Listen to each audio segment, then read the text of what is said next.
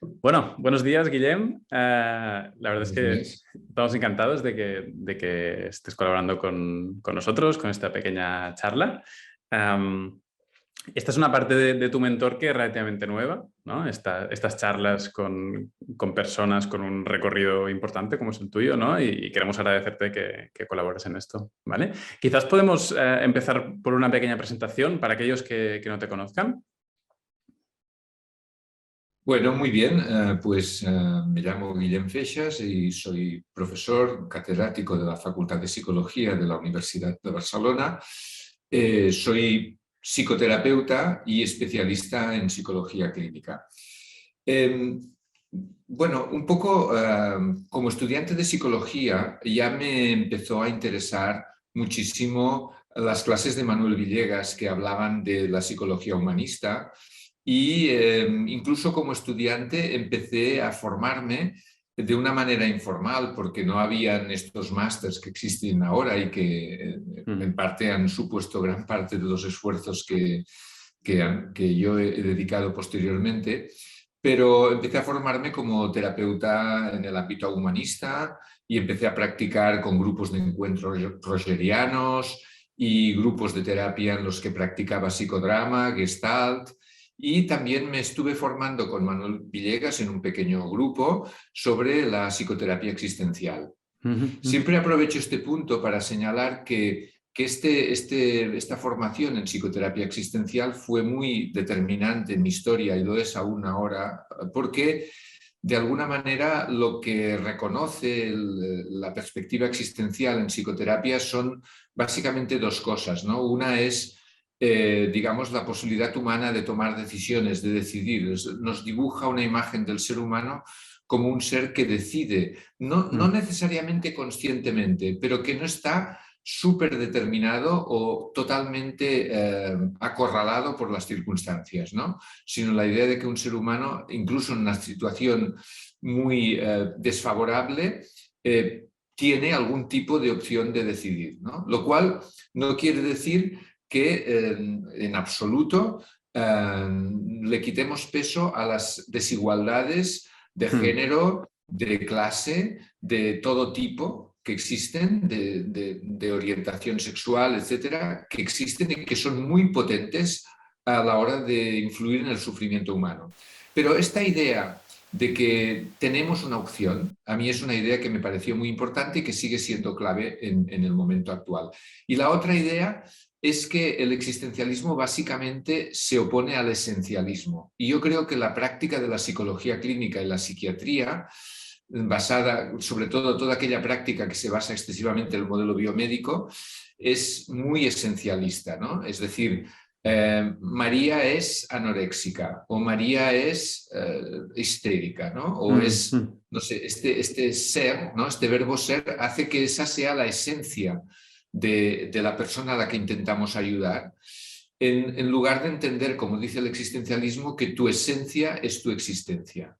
Entonces, tú eres una persona con historia y en la historia has ido tomando decisiones y tienes un proyecto existencial. Y este proyecto se va renovando, se va poniendo a prueba y muchas veces el sufrimiento es porque este proyecto se ve frustrado, no se puede realizar de la manera que tú esperabas.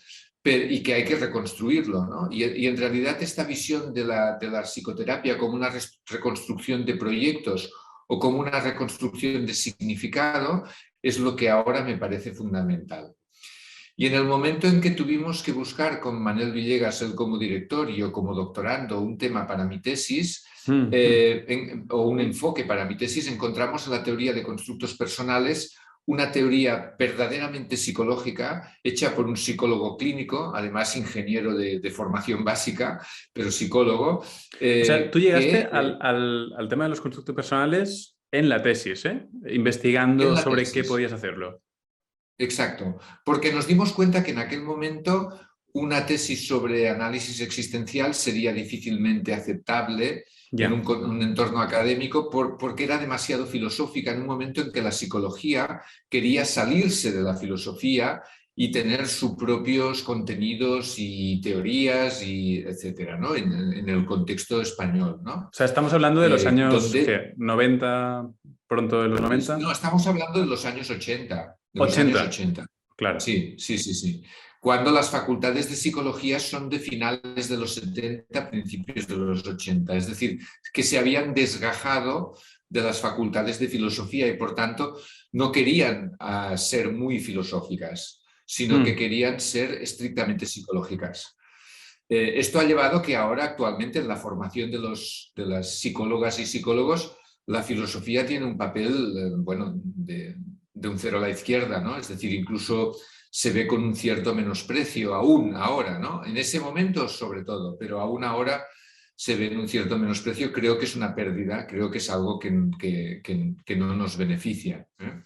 Pero bueno, yo no soy filósofo, es decir, soy un psicólogo, psicoterapeuta con una sensibilidad hacia la filosofía. Sobre todo lo que me molesta es el esencialismo en la práctica clínica, ¿no? Que el elemento central de la discusión de los clínicos a la hora de hablar de un caso sea si es histérica o es paranoide o tiene una base más de... O aquí hay rasgos de un trastorno de personalidad X, ¿no? En lugar de entender que es una persona que está luchando con unas dificultades y que se está posicionando en su familia y en el contexto en el que está de alguna manera concreta, en la que busca un sentido de continuidad y de coherencia a su propia vida.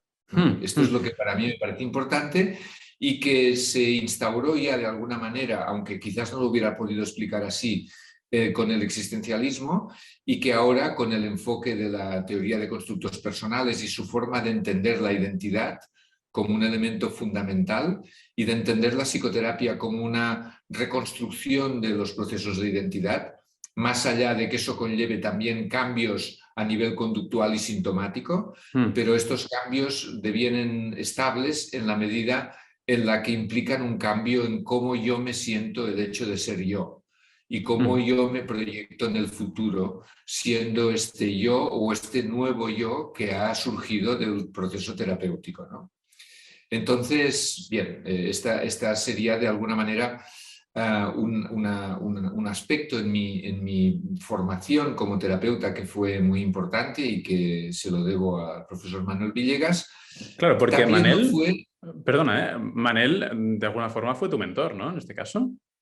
Sí, sí, sí, por supuesto, sí, sí, efectivamente. Si tengo que pensar en un mentor, claramente pienso en él, evidentemente, y las múltiples debates y discusiones que tuvimos, más que discusiones, digamos, una mayéutica socrática, ¿no? De preguntas, de respuestas, de alguna manera, de cómo él iba expresando su visión a partir de mis dudas, de mis inquietudes, ¿no? Como terapeuta. Claro. ¿Y cuán importante ha sido para ti esto? Porque te voy a preguntar cuál crees que es la diferencia entre un profesor y un mentor, pero creo que es lo que estabas explicando ahora, ¿no? Esta dinámica dialéctica. Pero ¿cuán importante ha sido para ti tener a Manel como mentor y en cómo te ha guiado? Para que nos hagamos una idea. Bueno, a ver, yo creo que la figura de Manel es más para mí que un mentor, puesto que yo entiendo que, bueno, quizás me equivoco, ¿no? Pero el papel del mentor lo veo de menor entidad. El hecho de que él dirigiera mi tesis Sí. y también mis primeros pasos en la formación como psicoterapeuta, no de una forma exclusiva, ¿no? Porque también me formé en sistémica, en la Escuela de Terapia Familiar del Hospital de Sant Pau. Claro. Entonces, esto es un papel de mentor, director de tesis, formador, ¿no? Que fue muy importante en una etapa, sobre todo antes de que me fuera a Estados Unidos, ¿no? Que fue a finales de los años 80, me fui un año a Estados Unidos, cuando había terminado mi formación también como terapeuta familiar en la Escuela de Terapia Familiar, ¿no? Vale, que debía ser de las primeras ediciones del Máster de Sant Pau, Sí, imagino. sí. Eran las primeras ediciones y allí hubo un conjunto de personas liderado por Juan Luis Linares, Carmen Campo, Félix Castillo, Carlos Lamas, que Carlos Lamas, por ejemplo, fue mi supervisor en las terapias de familia que hicimos y que las hice en terapia con Karma Cunillera y Cristina Mateu. Entonces formamos un equipo de trabajo terapéutico centrado en familias. en la cual quizás los aprendizajes que tuve con la psicología más existencial o el análisis existencial tenían menos papel, pero seguían, en lo que he dicho antes, seguían estando presentes, ¿no? Sí, sí, sí. Y entonces después te fuiste un año a Estados Unidos, ¿eh? Sí, sí, sí, sí. En la universidad estaba complicado que después de mi doctorado yo pudiera tener una plaza, Ya. entonces tenía que aumentar mi currículum y mi formación y fui durante un año a trabajar con el profesor Robert Niemeyer, que en aquel momento estaba empezando el tema del duelo, pero que Mm, yo fui a trabajar con él porque era un gran experto en el campo de la terapia de constructos, pero también era muy reconocido en el ámbito de la terapia cognitiva tipo Beck, es decir, él había realizado estudios con la terapia cognitiva para la depresión y bueno, aunque tenía su propia posición desde el enfoque constructivista, pero de alguna manera eso también me permitió formarme como mm, terapeuta cognitivo beckiano, ¿no? Y llevamos grupos de terapia cognitiva Beck en la depresión mm. bueno, y ahí intentábamos introducir aspectos constructivistas y la actitud con la que la hacíamos era constructivista, pero también me sirvió en este tipo de formación, ¿no? Mm, mm. Y, y también ahí empecé o continué algunas pequeñas experiencias de supervisión que había tenido ya aquí en el contexto de Barcelona. Allí empecé, puesto que una de mis tareas como postdoc en el sistema universitario americano era que dentro de la clínica universitaria que tenía la universidad, yo era uno de los supervisores.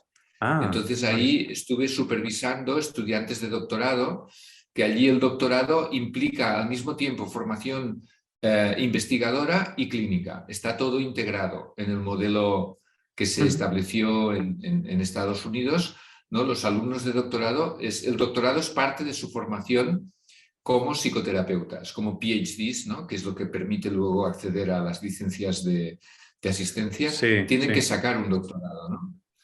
Que incluye también un internado, una estancia, ¿no? Digamos, una residencia, por decirlo mejor dicho, de un año en un centro clínico, un hospital o un centro más clínico, ¿no?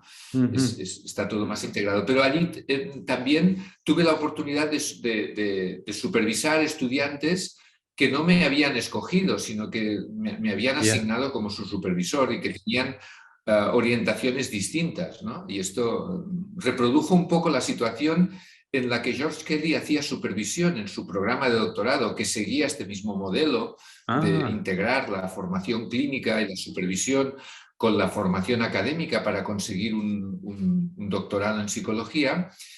En ese contexto, Kelly explicaba que él supervisaba terapeutas de distintas orientaciones y el objeto de su supervisión no era convertirlos al modelo que él había creado, que mm, fíjate que es una tentación importante, ¿no? sí. Si tú has creado un modelo, intentar que la gente se adhiera a tu modelo, sino promocionar su desarrollo como terapeutas dentro de los constructos que ellos tuvieran en ese subsistema de constructos que es el subsistema que yo tengo como terapeuta, ¿no? Cómo Sí. conceptualizo los casos, cómo entiendo los casos, mis constructos teóricos, los que he importado de las teorías para poder digamos, entender lo que pasa en la clínica, pues él lo que intentaba era ver que esos constructos que cada uno tuviera se hicieran más funcionales y se pudieran revisar adecuadamente con la experiencia de los casos que cada uno tenía. Vale, Y quería en ningún preguntarte caso sobre esto. pretendía Perdona, quería convertirlos al constructivismo. Sí, de hecho tú tienes ahora, nos hablas del primer grupo de supervisión, pero tienes ahora muchísimos años de experiencia supervisando, ¿no? Y ahora Sí, nos hablabas un poco de lo que intentaba Kelly en su grupo de supervisión para que sus alumnos mejoraran, ¿no? Para ti, sí. ¿qué es lo que la experiencia de todos estos años en grupos de supervisión te ha hecho ver que es importante hacia los alumnos? ¿Qué te ha hecho ver cuáles son los pasitos que tú les puedes ayudar a dar para que mejoren como terapeutas, se sientan más cómodos, pueden trabajar mejor, etcétera? Bueno, esto será un ejercicio de poner en explícito un conocimiento que es tácito, ¿no? Y Sí, no sé sí. si voy a conseguirlo muy bien. A ver, Yo defino mi estilo de supervisión como centrado en los constructos del terapeuta. En este sentido, sigo un poco esta línea. De hecho, publiqué un artículo en el Journal of Constructive Psychology sobre la supervisión desde un enfoque constructivista, Ajá, que no es una supervisión muy técnica de que, por ejemplo, si yo fuera un psicoanalista, me interesaría que la gente aplicara muy bien pues el análisis de sueños, la interpretación, el señalamiento en el momento oportuno, claro. etcétera, ¿no? No es una supervisión, supongo que me interesarían muchas otras cosas, pero no sería una supervisión muy técnica. A veces sí que hay que ver si determinada técnica la ha aplicado con un orden nefasto, pues hay que señalarlo, ¿no? Pero no es una supervisión muy técnica, sino centrada en que el sistema de constructos del terapeuta se pueda desarrollar, en que el terapeuta se pueda dar cuenta de cosas que desde su perspectiva no se está dando cuenta, y por tanto fomentar el autoconocimiento. Desde este sentido coincido con Kelly, que él decía: a las 4 tengo una sesión de supervisión de una tesis doctoral, a las 5 tengo una supervisión de un terapeuta que tiene pacientes en la clínica y a las 6 tengo un paciente. Y las tres cosas no son tan diferentes porque en esencia supone ayudar a que se desarrolle el sistema de constructos de la persona que tienes delante, ¿no? Que ese mapa con el que se manejan sea un mapa más rico, más funcional. Entonces, bueno, no sé, en cada caso, de alguna manera, intento plantearme cómo la persona puede tener una comprensión más amplia de lo que está sucediendo. Entonces, bueno, muchas veces lo que observo es que, por ejemplo, con pacientes que tienen un discurso muy negativista sobre sus posibilidades en el futuro, sobre cómo es la realidad, etcétera, llegan a, entre comillas, contaminar al terapeuta Sí. de ese pesimismo terapéutico, de esa posibilidad, y el terapeuta no termina sintiendo todos sus potenciales y no está tan en contacto con sus recursos, sino que realmente comulga con esta sensación de que el problema es muy grave y avanzaremos muy poco y hay Mm, poco de lo que podemos hacer, ¿no? Por eso es que a mí me parece que la supervisión es absolutamente fundamental, ujú, porque eso es tan fácil que te ocurra. A mí como terapeuta me ha ocurrido tantas veces claro. que hay momentos en los que piensas, pero ¿por qué me habré metido yo a esta profesión? ¿No? Sí, ¿Qué sí. caray estoy haciendo aquí? ¿No? ¿Por qué no me puedo ir a mi casa? ¿No? Sí. Y por qué ahora tengo que estar en esta situación tan comprometida, tan difícil? Y como ganas de escaparme, ¿no? de la escena. Esta es una sensación absolutamente natural, ¿no? Sí. Entonces, el espacio de supervisión te permite, de alguna manera, pues tomar otra perspectiva y verlo con una distancia que el contacto directo con el paciente, la necesidad, o el cliente, la necesidad de empatizar, de conectarte con esta persona, hace que compartas una serie como no solo la forma de entender las cosas, sino también el clima emocional que está asociado a ella, ¿no? Y eso es necesario para poder empatizar y para poder conectar, pero te limita las posibilidades de operativa terapéutica. Mm, Entonces, mm, de alguna manera, a veces hay que permitir que el terapeuta pueda conectar con sus propios recursos y a veces hay que señalarle los recursos que le faltan y que le irían bien, porque desafortunadamente en nuestro campo, digamos, nunca estamos bien formados. Yo me siento siempre en formación, es decir, mm, mm. pasado mañana vamos a tener a Valeria Ugazio en nuestro Ah, máster. sí. Nos va a hablar del tema del encanto y el desencanto en las parejas y yo voy a estar ahí en parte traduciendo, en parte las 8 horas aprendiendo. O sea, yo voy con la perspectiva de aprender y me queda muchísimo por aprender.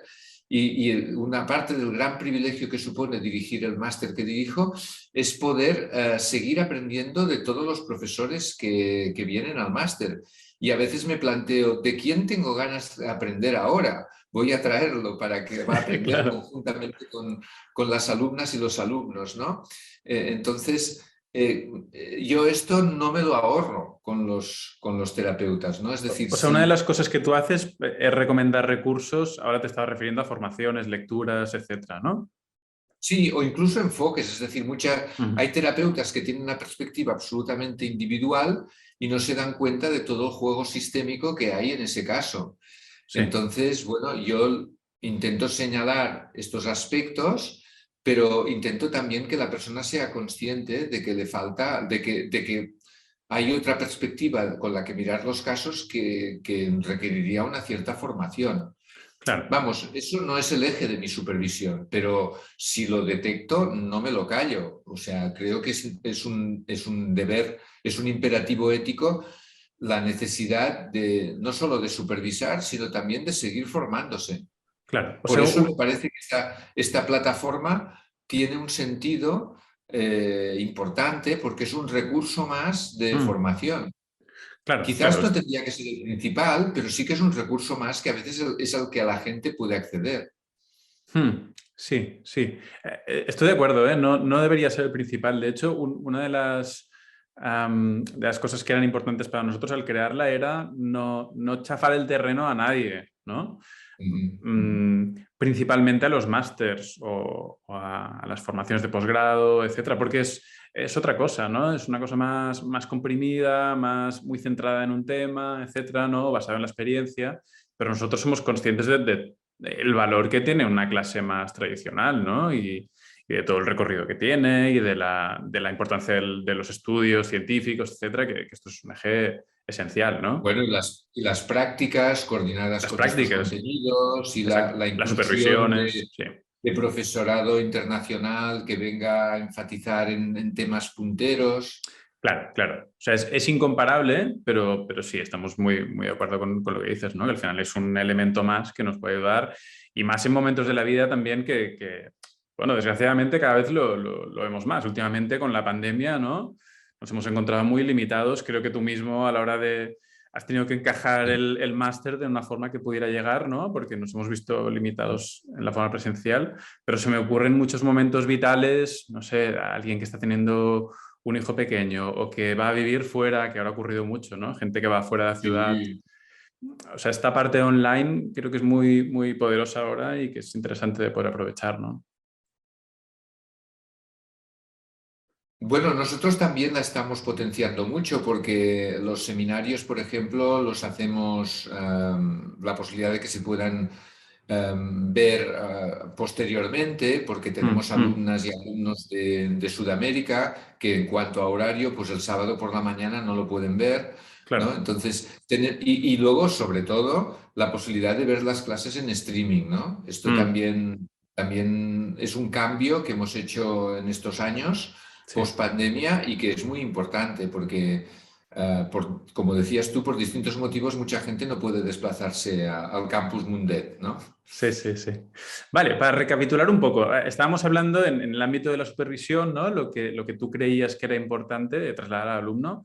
Y lo primero que decías es añadir complejidad, ¿no? O sea, huyendo un poco de esta idea de problema-solución, ¿no? En una dirección y una solución para cada problema, huyendo de esto, tú lo que propones es añadir complejidad, ¿no? Y una de estas posibilidades es contemplar la parte sistémica, las diferentes perspectivas, enfoques, lecturas, etcétera. ¿Qué otra Sí, cosa en para ti? síntesis Sí, sí, dime. sería eso, añadir perspectivas distintas. Vale, vale. ¿Qué otra cosa? Esto quizás lo resume todo, ¿eh? No lo sé, pero te pregunto, ¿habría otras cosas que para ti son importantes en supervisión que tienes en cuenta? Ujú. Bueno, yo tengo en cuenta que aunque todos tenemos déficits de formación y somos limitados como terapeutas, tengo en cuenta que la persona pueda confiar en sus capacidades y recursos, ¿no? Todas las oportunidades que tengo para señalar las capacidades y recursos que tiene el terapeuta que está supervisando, pues creo que las aprovecho, aunque me preocupa también poder resolver esta parte un poco de Sherlock Holmes que tiene cada caso, ¿no? Sí, En el que hay un misterio de por qué no ocurren determinados cambios que se esperaría que ocurrirían, ¿no? Entonces, aportar como claves para que la persona no solo pueda resolver ese misterio, sino tenga unos instrumentos para entender los misterios que supone cada una de las terapias con las que trata, ¿no? Con los distintos pacientes, ¿no? Y ahora sí. mismo me he dado cuenta que estoy utilizando algo que utilizo de forma muy natural en la supervisión, que es el uso de metáforas, ¿no? O sea, en absoluto estaba planificado. Es la primera vez que utilizo esta metáfora en mi vida como supervisor o como Sí. terapeuta. Acaba de surgir aquí ahora, pero es algo que me ocurre frecuentemente. Es decir, que cuando entro en una conversación sobre un caso, sobre una situación, se me ocurren metáforas que normalmente verbalizo Sí. y que he observado que a menudo a los terapeutas y a las terapeutas les ofrecen otra perspectiva, además de cerebro derecho, ¿no? Por Sí. tanto, no solo una perspectiva, digamos, otra mirada, sino una mirada que viene desde otro lugar, ¿no? Y analógica, ¿no? Y que suele ser muy útil y que muy a menudo las trasladan a las propias clientes, pacientes, y también me llega a veces de que esto ha sido útil para las pacientes, ¿no? O sea que el uso de metáforas a mí me parece un elemento para mí inevitable. O sea, no lo pensaba hacer y acabo de soltar una metáfora, ¿no? O Sí, sea, sí. es algo que tendría que ejercer una disciplina represora Ya. para que no salieran metáforas en este tipo de conversaciones terapéuticas. Claro, está en el lenguaje, ¿no? Es inevitable. O sea, muchas frases hechas son metáforas. O sea, continuamente lo estamos utilizando, ¿no? Pero es interesante ver el poder que tiene en la supervisión y en la sesión, ¿no? De trasladar algo. Efectivamente. Ujú, ujú. Vale. Efectivamente.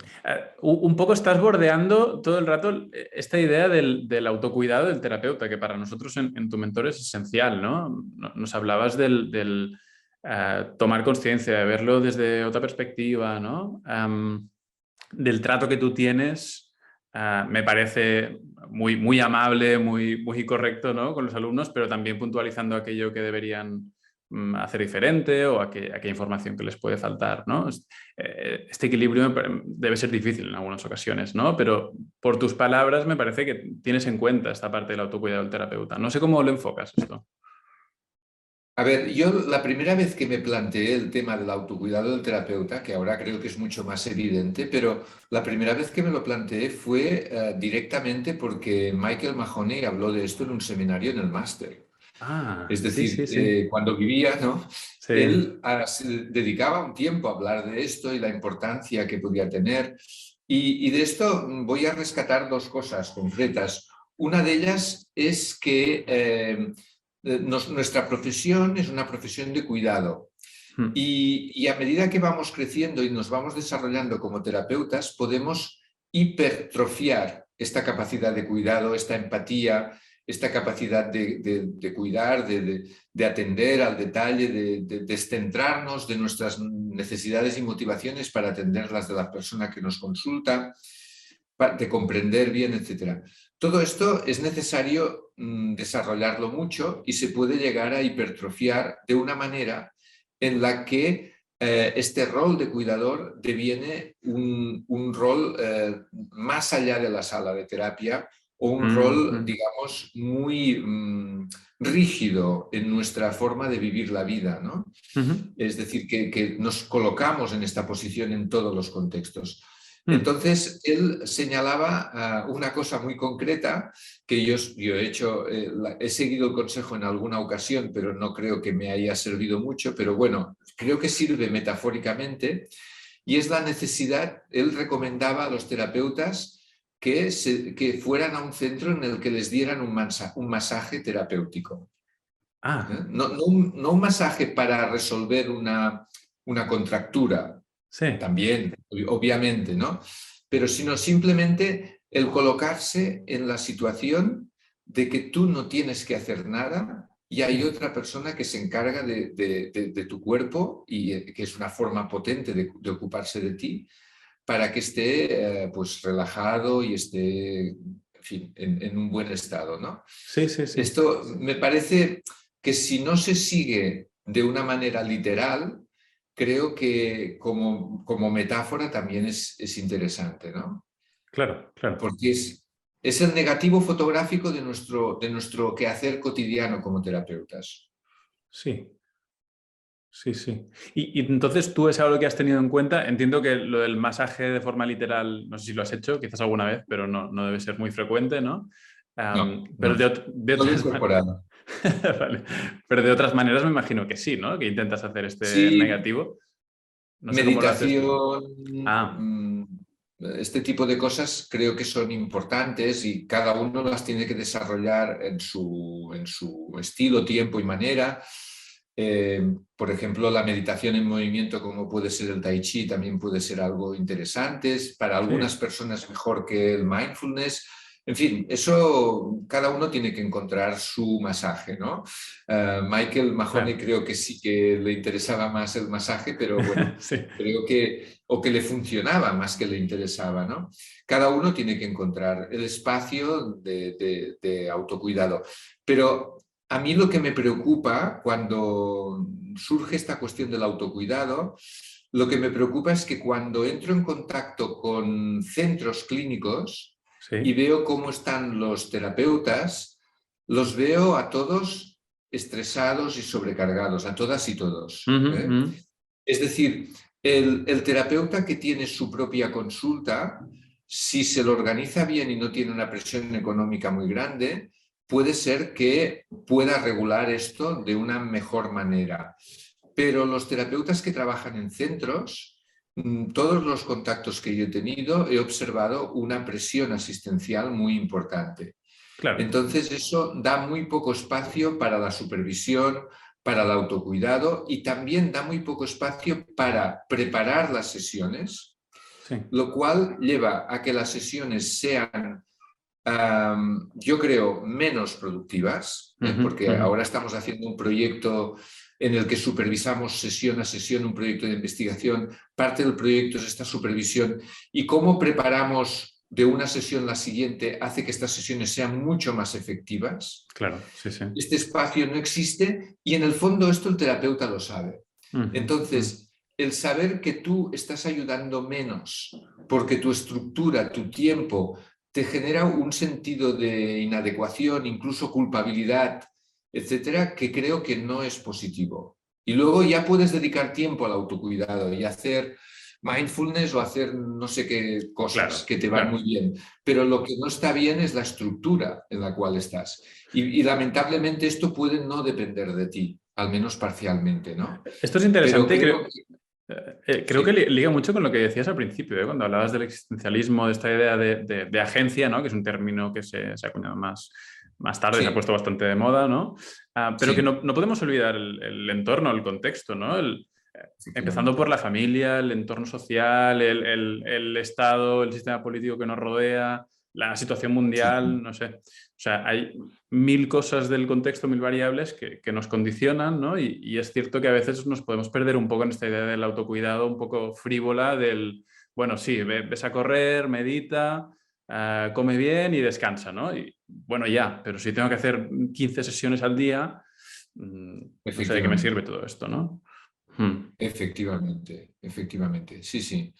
Y creo que este aspecto, como decías, la cultura, el sistema económico, el circuito económico en el cual están los casos, la forma en la que se retribuye, en la que Hmm, la hmm. organización económica del sistema de atención, todo esto son cuestiones muy importantes y que, bueno, pues de hecho hay enfoques como el diálogo abierto que lo Sí, que hacen es cambiar toda la estructura asistencial, ¿no? sí. Y entonces pueden concentrarse durante un tiempo en un caso y evitan que haya una puerta giratoria que es la que luego recarga el sistema, ¿no? Sea público o sea privado, es decir, que se genere una cronicidad Hmm.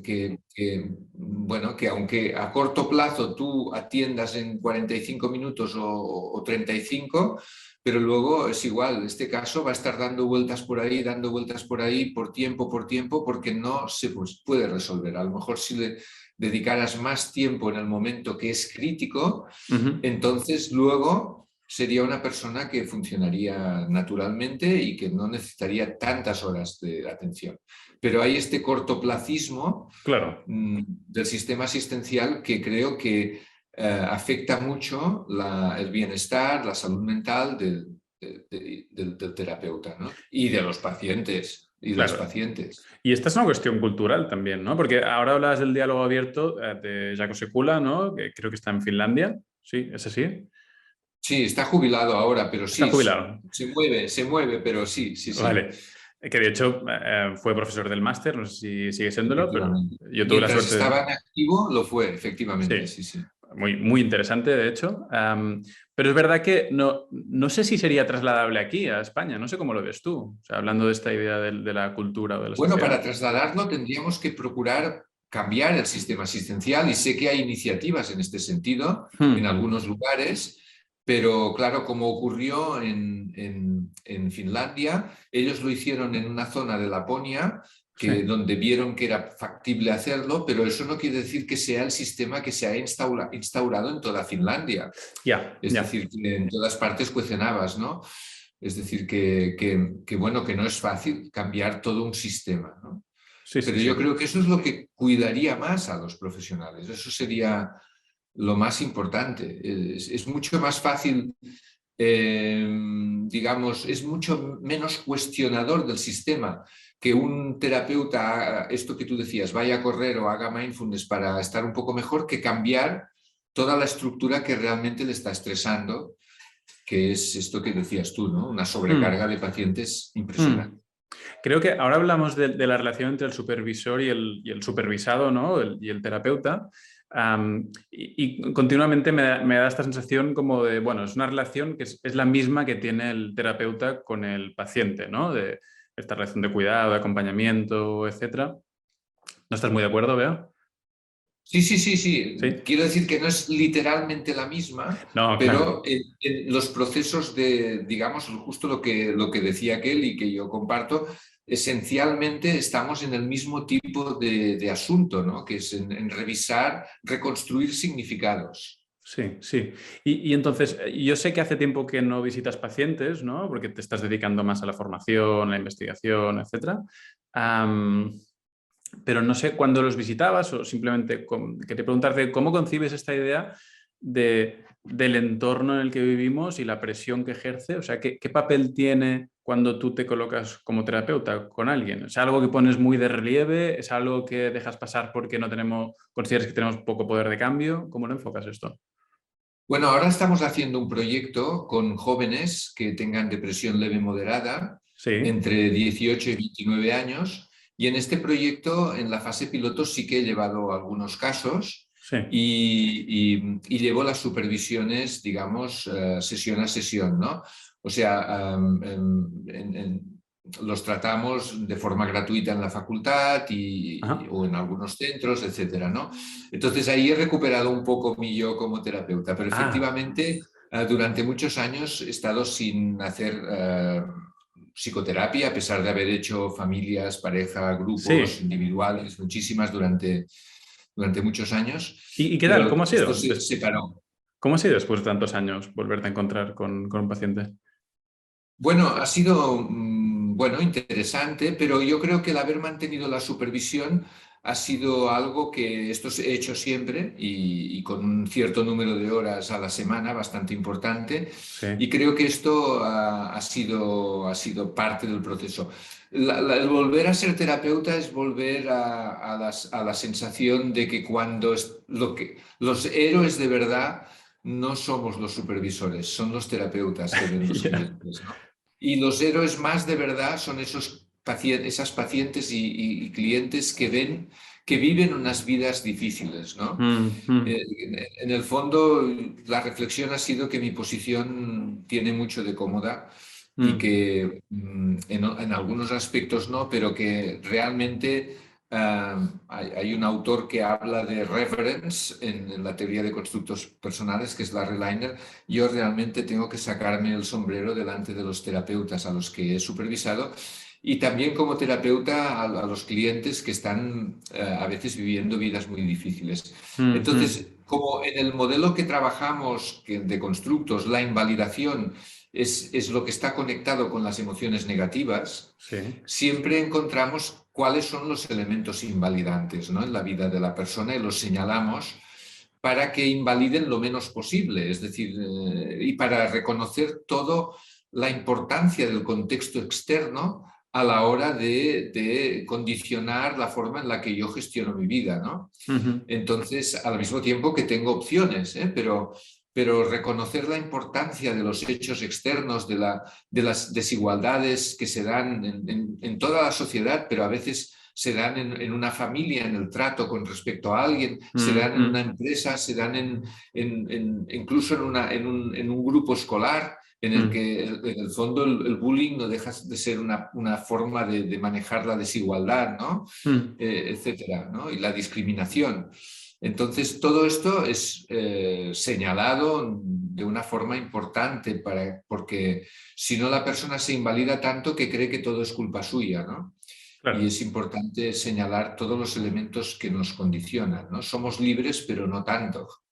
No independientes de todo el contexto, somos interdependientes, no independientes. Creo que era Spinoza que hablaba un poco de esta idea de libertad como eres libre cuando eres consciente de todo lo que te ata, ¿no? Ujú. Sí, No, sí. no sé si vas por ahí, ¿eh? Bueno, sí, sí, sería compatible con lo que estaba diciendo, sí, sí. Vale, para ir acabando, sé que ahora estás en un proyecto muy interesante. Me gustaría que nos Sí, explicaras un poco, que es Amy, ¿no? sí, Amy, Mm. explore your meanings. Ujú. Si antes decíamos que lo importante en terapia es cambiar los significados de la persona, los proyectos, los valores, para eso hay que explorarlos, ¿no? Y en los que me conocen ya saben que mi forma, una de las formas más sistemáticas para explorar los significados ha sido el repertory grid, la técnica de rejilla, ¿no? Ujú, Y ujú. que esta técnica tiene un gran potencial, pero al mismo tiempo, como saben también las y los que me están escuchando, tiene una serie de limitaciones en cuanto que hay que tener una formación para aplicarla, para interpretarla, hay que entrar los datos en un programa estadístico, luego Sí. el análisis no es tan fácil y luego lo que le puedes aportar directamente a la paciente o al paciente no es tan rico, ¿no?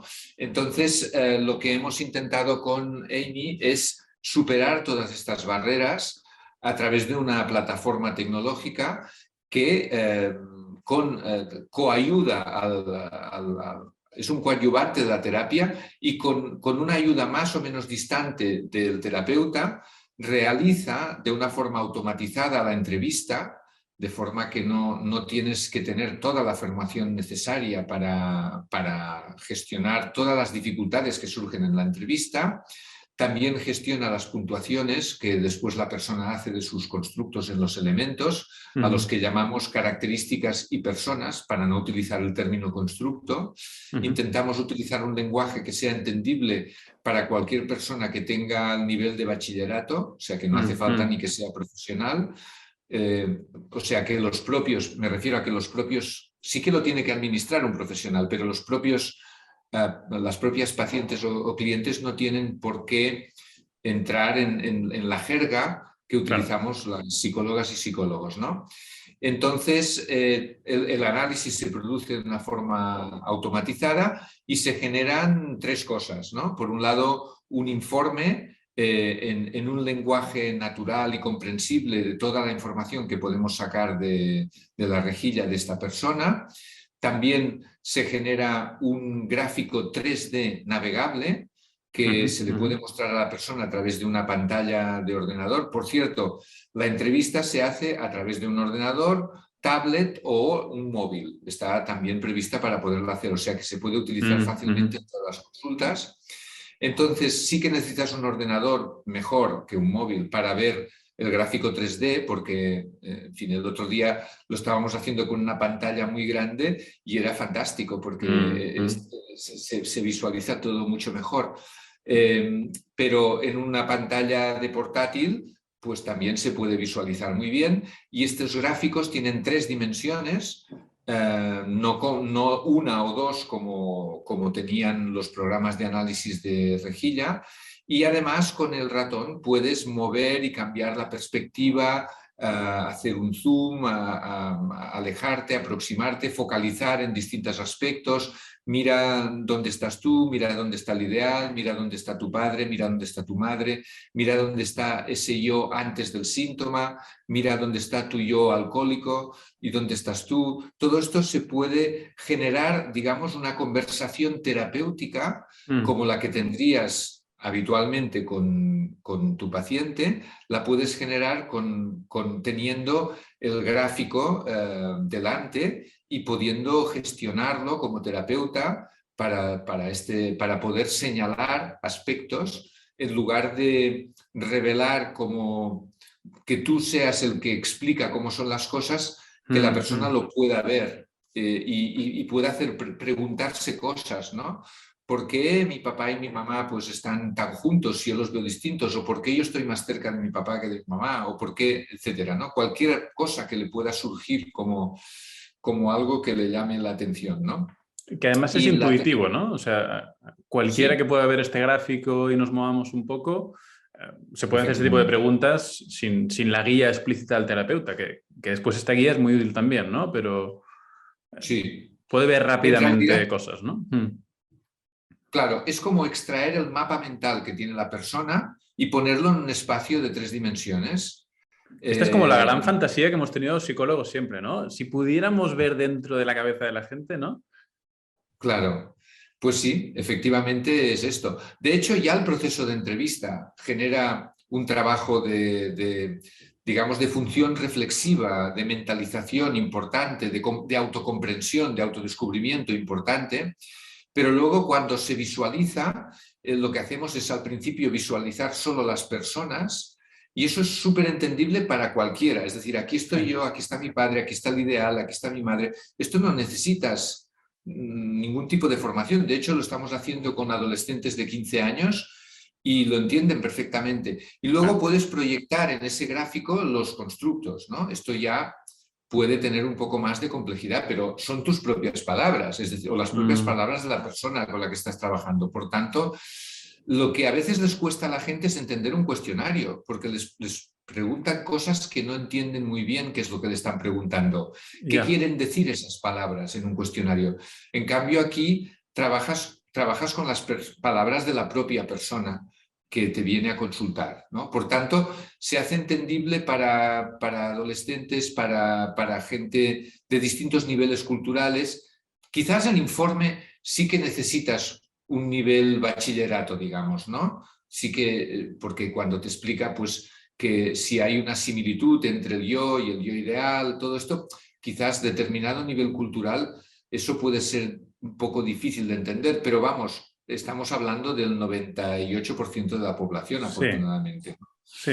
Es decir, no tiene una dificultad sustantiva como tenía antes la rejilla, por supuesto, ¿no? Ahora me haces pensar, Guillem, con esto que estás comentando, esta idea principal de Amy, ¿no? De huir un poco de los tecnicismos, de los constructos más teóricos, que es cierto que yo a veces hablando con compañeros, otras personas que han podido hacer terapias de otras orientaciones, psicoanalíticas, por ejemplo, parece que el entender adquirir el concepto teórico sea un avance en la terapia y muchas veces no lo es, ¿no? O sea, hay personas que te dicen, bueno, Claro. ahora sé que esto es una proyección, ¿no? O ahora sé que esto es un desplazamiento. Y dices, vale, ¿y ahora qué? O sea, ¿qué es lo que cambia tener esto, no? Creo que sí. Claro, esto tiene que ver con confundir la terapia con la psicoeducación, ¿no? Sí. En un modelo específico. Entonces, hay muchos terapeutas que conciben la intervención psicológica, no terapeutas, sino en general, la profesión de psicología tiene un amor impresionante, una predilección impresionante por la psicoeducación. Es decir, sentimos que tenemos unos contenidos que son una gran sabiduría y la tenemos que transmitir al mundo y tenemos que ponernos pues a sermonear, ¿no? O sea, Sí, realmente a veces más que hacer terapia, sermoneamos a la gente, ¿no? ya, Entonces parecemos más pues curas o claro. maestros, incluso malos maestros, ¿no? Sí, sí. Porque la clase magistral no es la única pedagogía que existe, ¿no? Pero es mala pedagogía o sermonear, ¿no? Entonces, cuando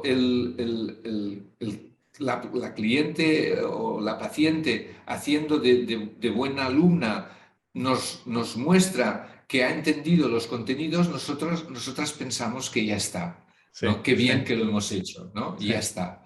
Y en realidad esto, en la medida, no excluyo la psicoeducación, ¿no? En la medida Ujú, que ayude a clarificar un nudo que permita comprender, no sé, por ejemplo, a lo mejor a alguien explicarle que la asertividad no es lo mismo que la agresividad, ujú, ujú. puede ser una reconstrucción de significados interesante, pero las reconstrucciones de significados más interesantes son las que se generan en la interacción Ujú, ujú. y las que salen de la propia dinámica del paciente o la cliente, ¿no? Las que salen de una forma, digamos, propia, no las que vienen de un yo te voy a enseñar cuál es la forma correcta de hacer eso o de entender esto, cuál es la forma correcta de pensar, cómo es un pensamiento racional puesto que el tuyo es irracional, ¿no? Que de hecho Esto, antes explicabas, Guillem, que se ha renegado un poco de la filosofía, ¿no? Y esto precisamente, o sea, nos vuelve a esta cuestión de base de cuál es mi planteamiento filosófico, cuál es mi posición delante del conocimiento, de las personas, del sufrimiento, etcétera. Y esto es lo que después condiciona absolutamente, ¿no? Si sermoneamos, si nos dejamos llevar por discursos de moralidad o si lo que intentamos simplemente es añadir complejidad, ver las opciones que hay, etcétera, ¿no? sí, bueno, más que de moralidad, es una moralidad de salud, ¿eh? Digamos, de conceptual de psicología, porque yo creo que sí que es verdad que en nuestro contexto los terapeutas son poco sermoneadores de cómo, de aspectos de lo que está del bien y el mal, ¿no? En esto sí que no veo, no he observado a nadie pues, que critique a otro como haría un cura, ¿no? O a lo mejor por haber hecho Sí, un pecado, ¿no? Algo incorrecto, ¿no? No es sí, este tipo de sermón, pero sí del sermón de cómo tienes que pensar de una forma más racional, cómo tienes que ser más positivo, cómo sí, tienes que, ¿no? En este tipo de contenidos, que son contenidos interesantes para el desarrollo, pero como son tan interesantes y el terapeuta los considera verdades absolutas, intenta convertir al paciente o la cliente en su religión, ¿no? Que es una claro. religión buena, es una religión no sectaria, es una religión del crecimiento, de lo positivo, del valor de la persona, del interés, del optimismo, etcétera, ¿no? No, pero claro, como estoy tan convencido de que esta religión es muy buena, intento convertirlo, ¿no? Sí, Entonces, sí. un poco la idea es que intentamos reconstruir el significado del otro y que el otro pueda seguirse sintiendo un yo distinto al yo que yo soy, al yo de su terapeuta. Es decir, tiene que teniendo su singularidad como persona y tenemos que Ujú. trabajar en ese respeto a su identidad y su singularidad. Mm. Vale, para terminar quiero hacerte un par de preguntas. De Me Amy hay un... faltaba, perdón, me Claro, faltaba solo en Amy decir que un elemento es el informe, otro es el gráfico 3D navegable y el otro elemento, que es el más innovador, a es eso la íbamos, posibilidad, sí. sí, la posibilidad de explorar este mapa, no solo teniendo un diálogo con el terapeuta delante de una pantalla, que ya es algo distinto y es una manera de enriquecer el diálogo terapéutico, sino de forma inmersiva con unas gafas de realidad virtual, ¿no? Entonces, tú no lo ves fuera en la pantalla, sino que estás dentro del mapa. Entonces, esto Ujú. es una experiencia inmersiva que cuando se trata de tu gente, de tu familia, de las personas que te rodean, de aquellos que tú has puesto en la rejilla, de tu yo ideal, y se trata de tus constructos, las características que tú has utilizado para describirte a ti mismo y a las demás personas, eso tiene un potente efecto de activación emocional. Y eso tiene dos consecuencias. Una es que en un contexto de activación emocional el diálogo con el terapeuta es mucho más potente, es decir, que el terapeuta no desconecta de esto, lo está viendo en una pantalla y va acompañando en esta exploración y en este trabajo emocional a la paciente o al cliente. Y por otro lado, que luego en la memoria eso queda muchísimo más. Es decir, yo una de mis mayores frustraciones como terapeuta era decir, hace 2 sesiones hice una intervención, una reformulación, bueno, que me la pensé y tal, y la saco a colación con la paciente o el paciente y le digo, mira, como hablamos, ¿no? Y dice, uy, esto no lo recuerdo, o lo recuerdo de otra manera, o Sí, no. sí. Es decir, hasta el punto que en algunos casos que esto era muy evidente, les decía a las pacientes que se grabaran la sesión y se la volvieran a escuchar, lo cual tiene una cierta eficacia. Pero la cuestión es que cuando tú tienes una conversación terapéutica en la realidad virtual, esa doble entrada conversacional y de experiencia inmersiva queda grabada en otro lugar del cerebro que te permite recuperarla de una forma mucho más vívida, y emocional y queda mucho más grabada en la memoria y te la llevas para casa. Sí, sí, sí. Recuerdo, María José, de hecho, en el curso que hizo para tu mentor, hablaba de esta idea, ¿no? De que, ligado con lo que decíamos antes también, cuando sabes lo que ocurre, cuando tienes el conocimiento y has hecho el análisis, pero no puedes cambiarlo, es aún más frustrante que cuando no lo sabes, ¿no? Y por lo tanto, Cierto. necesitamos herramientas que nos ayuden a traspasar, ¿no? Que María José lo exponía en el contexto de los rituales, que son especialmente importantes, ¿no? Para algunos cambios. Claro. Pero esta parte emocional, Amy puede ser otra herramienta, ¿no? Para traspasar esta barrera.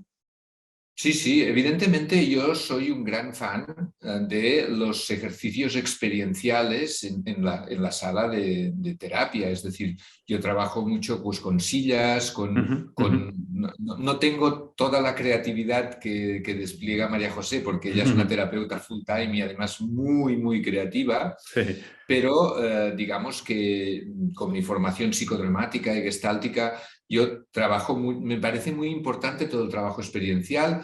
La idea de los rituales también me parece algo muy, muy, muy importante que he utilizado muchas veces también. Pero bueno, esto es un recurso más que se puede dirigir o nos da una experiencia que no tenemos otro recurso terapéutico que nos la aporte. Claro, Es claro. decir, el poder explorar este mapa mental nuestro de una forma inmersiva, no hay nada en este momento que te lo permita. Sí, sí, sí. Vale, y para quien nos escuche, este es un producto que se puede adquirir ahora, ¿no? Para los terapeutas que Sí, nos estén escuchando y les efectivamente. interese, ¿cómo pueden Sí, sí, sí. conseguirlo? Bueno, se pueden poner en contacto conmigo. La página web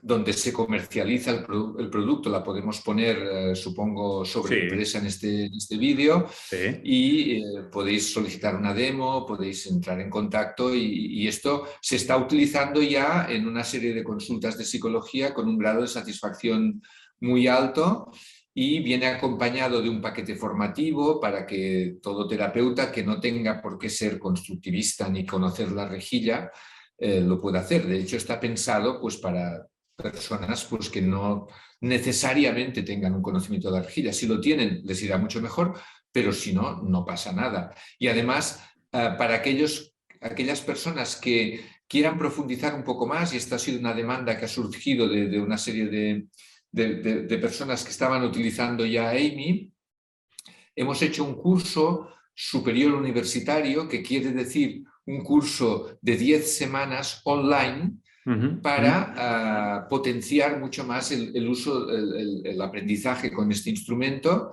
y poder sacarle mucho más provecho, ¿no? Entonces, si alguien quiere una formación específica sobre este instrumento, pues esta formación existe y entonces pues puede ser útil para para todos los que quieran utilizarla. Vale, genial, genial. Pues dejaremos los links oportunos de la web y de los contactos para que lo pueda ver quien quiera. Yo creo que es muy interesante, ¿eh? Y tiene mucho recorrido esto aún, ¿eh? Bueno, pues lo dejamos aquí, si te parece. Te queremos agradecer mucho esta conversación, esta charla que hemos tenido, ¿no? Te hemos podido conocer un poquito más para quien no te conozca y sobre todo descubrir en lo que estás ahora, ¿no? Muchas gracias y te deseo que vaya todo bien, Guillem. Gracias a tu mentor, que creo que es una iniciativa muy innovadora, muy necesaria, que complementa mucho la oferta de formación que existe, que que tiene un nicho único, un espacio que es único y que espero que les pueda interesar a muchísimas personas. Genial. Os deseo mucho éxito. Gracias, Guillem. Que vaya bien. Adiós.